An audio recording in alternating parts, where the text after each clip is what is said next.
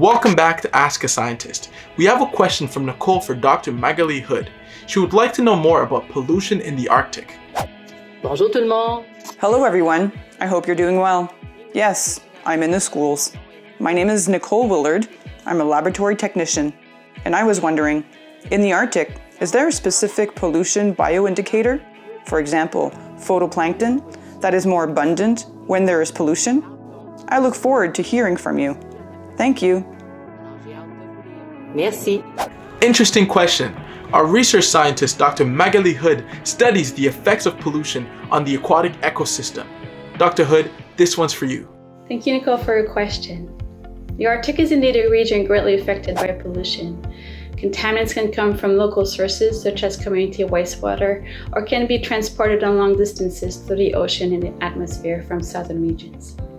In polar regions, wildlife is particularly exposed to environmental pollutants that can accumulate in their tissues, especially for animals at the top of the food chain, such as seals and polar bears, for example. Many of these species are part of the traditional diet of northerners, so monitoring contaminants is important for both animal and human health. Arctic wildlife is also under stress from climate change, so these environmental stressors appear to vary depending on the regions of the Arctic. Several sentinel species are therefore used to monitor contaminants trends over time and study the effects of pollution on wildlife across the Arctic. The ring seal, for example, is an abundant species with a circumpolar distribution and has been used for several decades by different countries to monitor contaminants in the Arctic.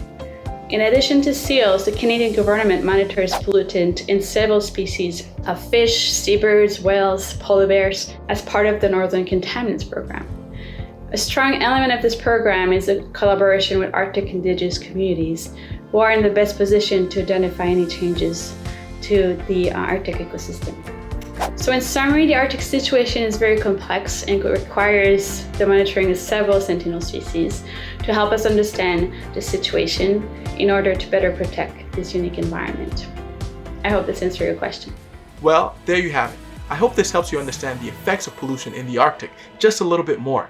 Send your questions and get your answers on the next episode of Ask a Scientist.